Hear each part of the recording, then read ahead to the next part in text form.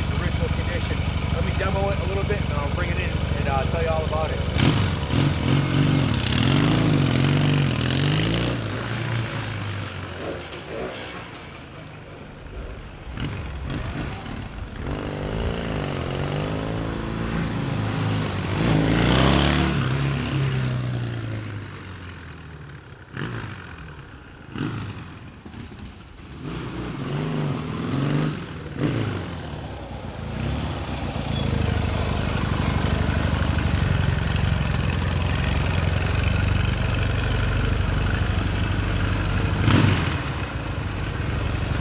Exhaust note on this thing in the back.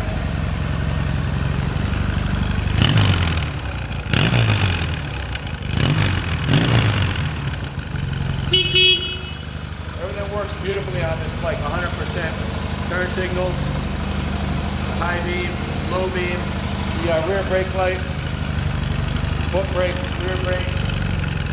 The gauges are like brand new on this thing. Everything works beautifully. Electric start, fires right up. Boy, this brings back memories. When I was a kid, my dad had Triumphs, and then in the 70s, we switched to a Yamaha 650. He bought the first, it was a 75.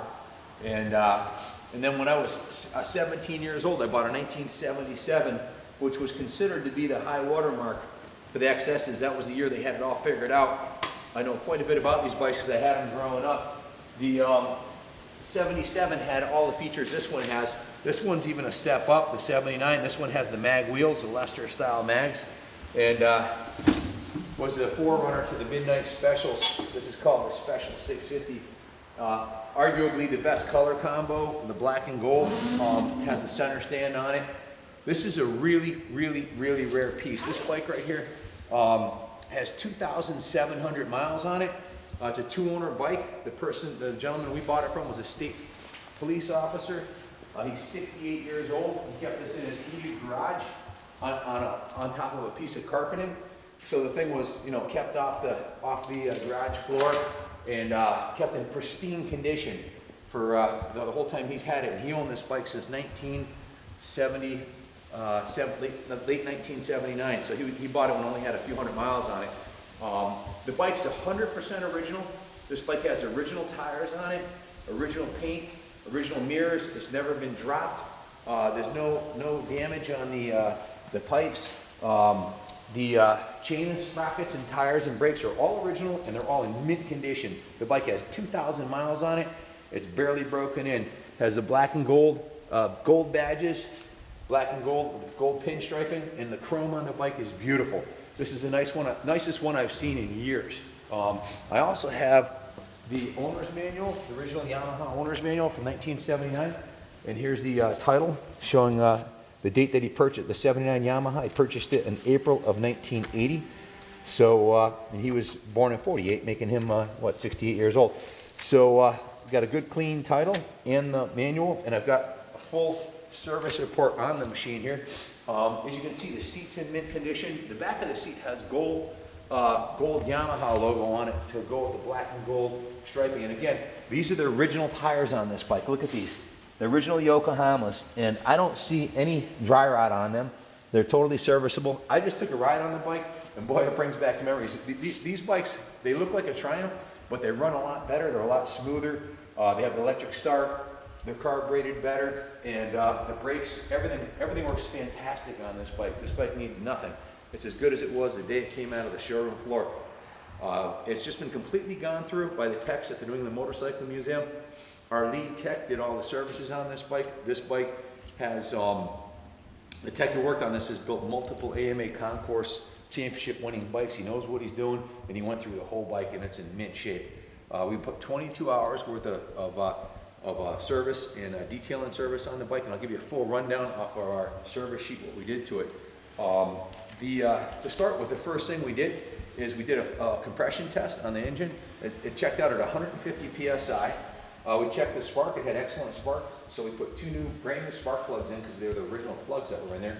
We checked all electrical functions. Everything worked 100%. Every light, every switch, everything's beautiful on the bike, including even the neutral light.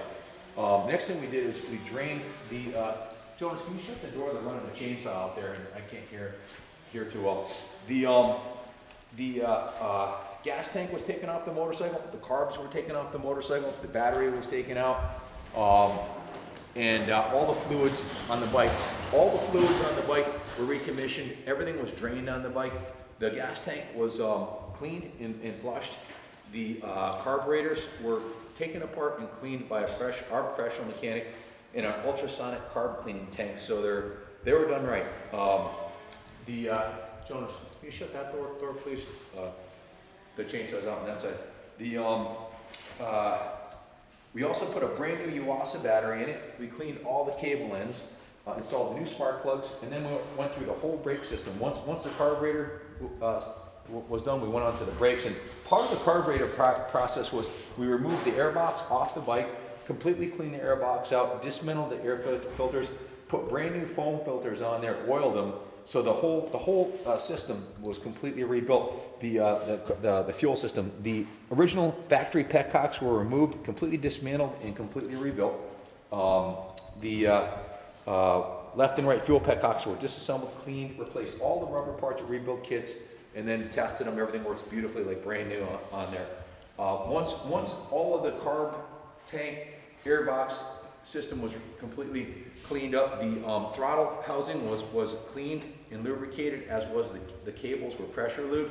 Then we fired the bike up, and the carbs were synchronized by our professional mechanics, so that they're synchronized perfectly. That's a key thing about these twin-cylinder Yamahas. If you synchronize the carbs, they pull like a freight train. This thing runs beautifully. It's tuned to perfection. It's never been better than it is right now. I can guarantee you that. Once all the mechanical stuff was done, the oil was changed, the engine was completely serviced. The next thing we did was we went on to the brakes. The brake system in the front was completely drained and flushed, emptied out and cleaned out the master cylinder reservoir, flushed and bled the brake fluid. Then we did, my nose is a little runny here from riding the bike. We inspected the pads and the rotor. Everything's like new, according to Mark. He says the brakes worked perfectly, as new, and I would concur. I test rode it, they work beautifully, front and rear.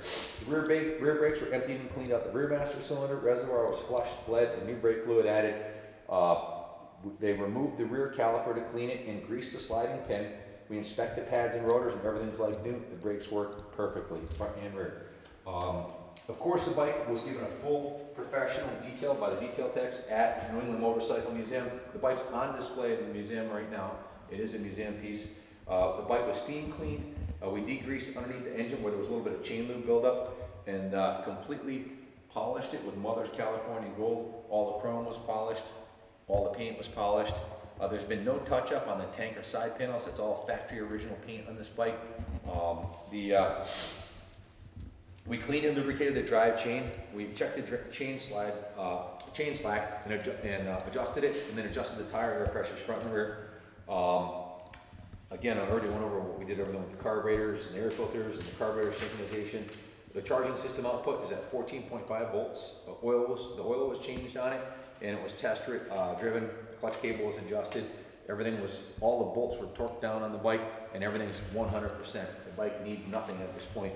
So we had a total of 22 hours labor into the bike, about 2.5 days, to go through it with all the cosmetics and mechanical services. We charge $99 an hour, so there's $2,178 in labor and $230 in parts.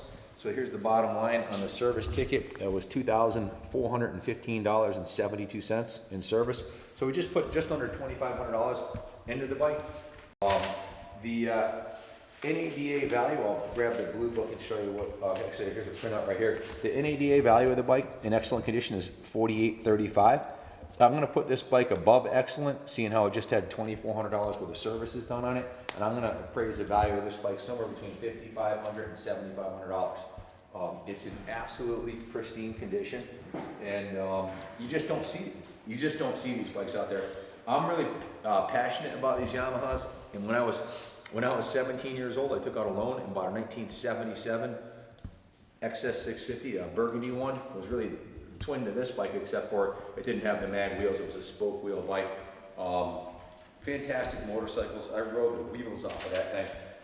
I have a little bit of stuff I downloaded off the internet about, I'll read you about the bike. The Yamaha SX650, a classic Japanese motorcycle, has generated a deep fan base for its reliability, adaptability, and classic lines. In a production run that stretched from 1970 to 1983, the twin hooked generations of riders up. As a mainstay in the used bike market for years afterwards, it appeals continues today. It had the phenomenon of the Model T or Model A, where just about the time you think it's gone, things happen to make it pertinent and popular again. Vintage racing would be one example, because they're being used in vintage racing. They just keep being recycled, and that speaks to the bulletproof nature of them.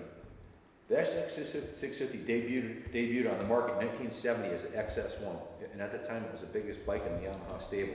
Available in one color scheme, green and white.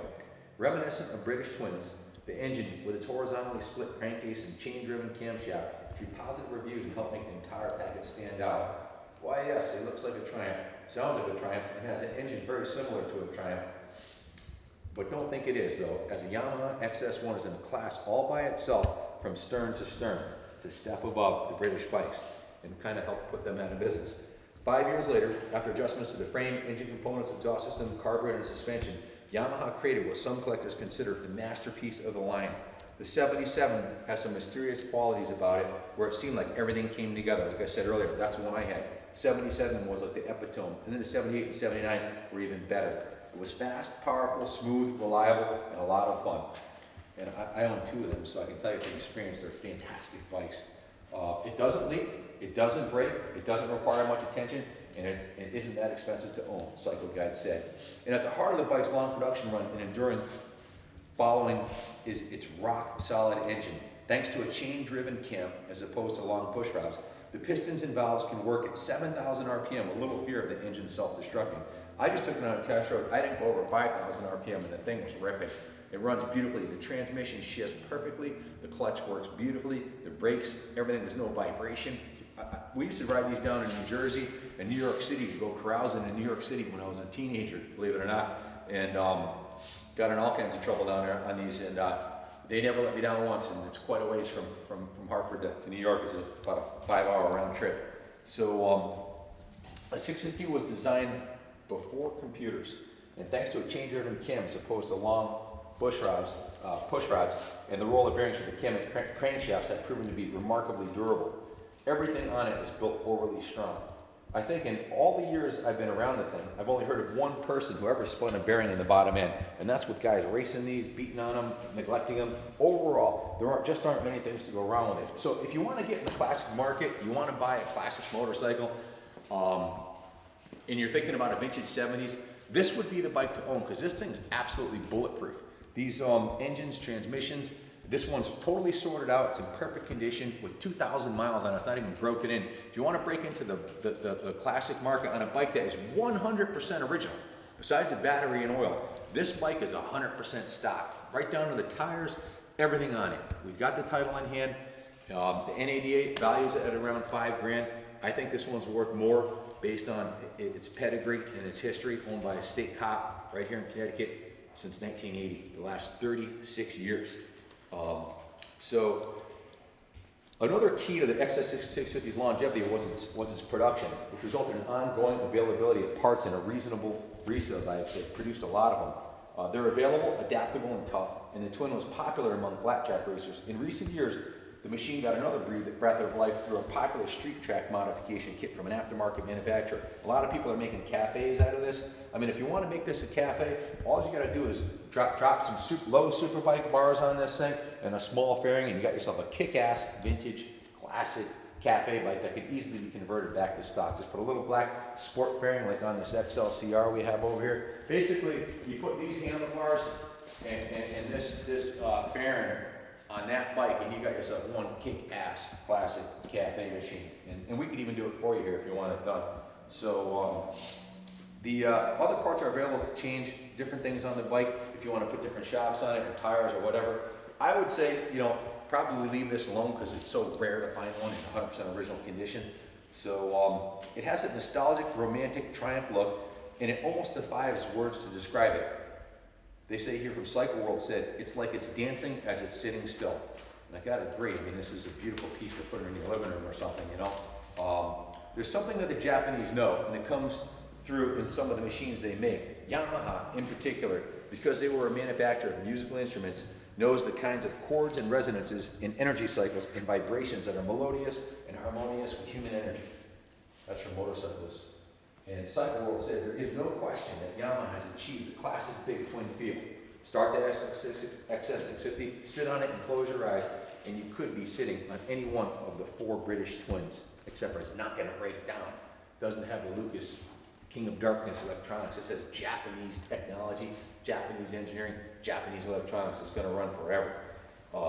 In its introductory year, the XS650 was considered a success, a crazy success, having supplied all the ingredients required to please the big twin fancier in an up-to-date and beautifully styled package. It looks good, rides good, stays clean, and shows few of the faults one would expect in a first-year model. And that was with the 1970 model. So by 79, motorcyclists said a ride on the XSS1 Yamaha is quite a treat.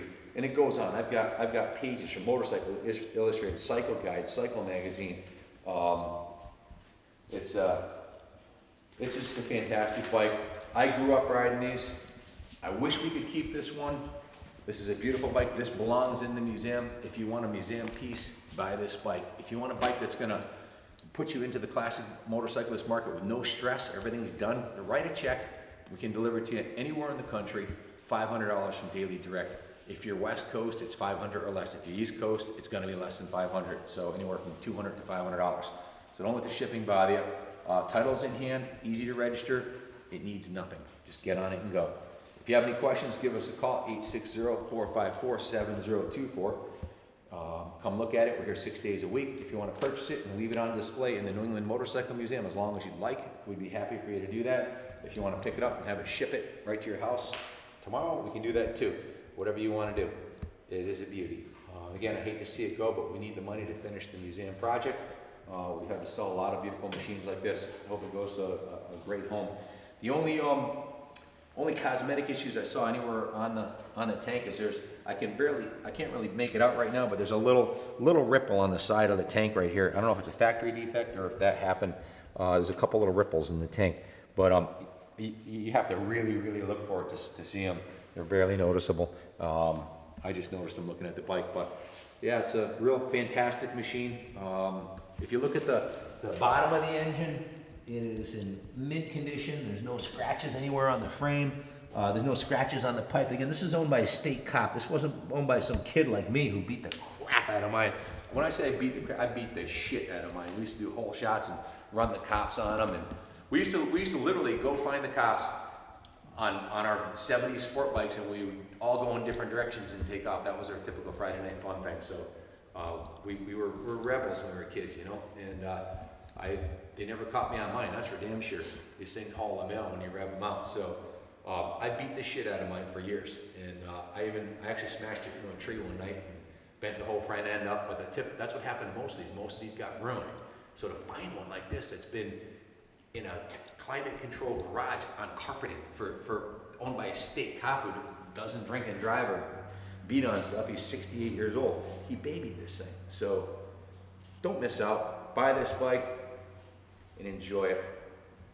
So good luck bidding on it. God bless America.